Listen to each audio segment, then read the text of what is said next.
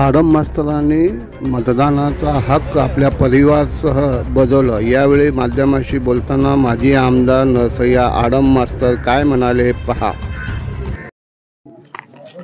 महाराष्ट्रात सोलापुरामध्ये सरकार विरोधी जबरदस्त भावना आहे। महागाई, बेकारी, भ्रष्टाचाराने संपूर्ण जनता त्रस्त आहे। कामगार कायद्यात बेकायदेशीर बदल करणे, शेतकऱ्याला आधार न देणे, महिला असतील, दलित असतील, आदिवासी असतील त्यांच्या प्रश्नाकडे दुर्लक्ष करणे। कर्नाटकमध्ये एवढं मोठं स्कॅन्डल ठरलं, स्वतः पंतप्रधान जातात माहीत असून। त्यामुळे या देशाचं दुर्भाग्य आहे।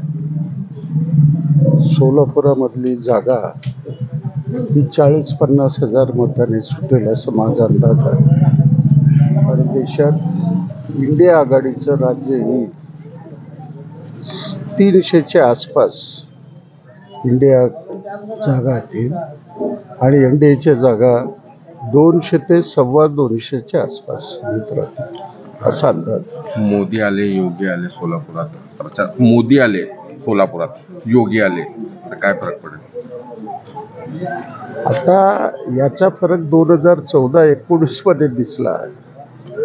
तर मला एकच तुम्ही उदाहरण घ्या, 19 जानेवारीला आमच्या कार्यक्रमात आले, किती प्रचंड गर्दी होती।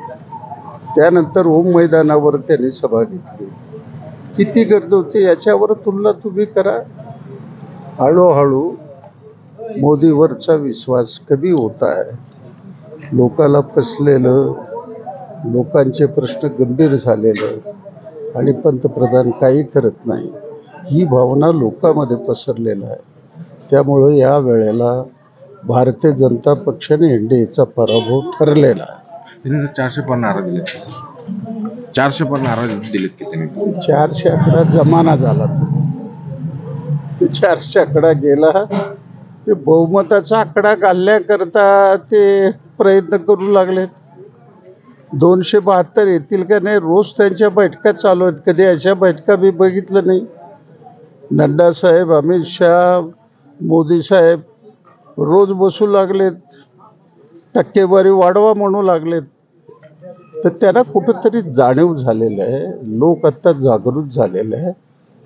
अहो मला हे सांगा, केंद्राविरुद्ध राज्याचा संघर्ष केरळमध्ये आहे, तामिळनाडूमध्ये आहे, बंगालमध्ये आहे, दिल्लीमध्ये आहे, झारखंडमध्ये आहे, पंजाबमध्ये। जिथं विरोधी पक्षाचं सरकार आहे ते सरकारच चालू नाही। त्यांचं उत्पन्नाचं तुम्ही हिस्सा आहे तोही देत नाही। मग कुठली लोकशाही? बाबासाहेबांनी घटना दिलं, केंद्राने राज्याचे संबंध कसे असले पाहिजे। मोठ्या भावाची भूमिका केंद्राची राहणार, लहान भावाची भूमिका राज्याची राहणार। तुम्ही राज्याला आर्थिक कोंडीमध्ये प्रयत्न करता। तेलंगणाचा मुख्यमंत्री तेच ओरडतो, कर्नाटकचा मुख्यमंत्री तेच ओरडतो, आम्हाला तुम्ही पैसे देत नाही। म्हणजे एका बाजूला तुम्ही राज्याची कोंडी करायची, दुसऱ्या बाजूला तुम्हाला मानणारे लोकांना राज्यपाल बसवायचं। घटना कुठं राहिली मला सांगा? पूर्णपणे घटना हे उलटवण्याचा प्रयत्न केंद्र सरकारचं चालू आहे। म्हणून जनता अत्यंत क्रोधित आहे, जनता अत्यंत कंटाळलेली आहे। त्यामुळं निर्णय हे इंडिया आघाडीच्या बाजूने येईल असं माझा अंदाज।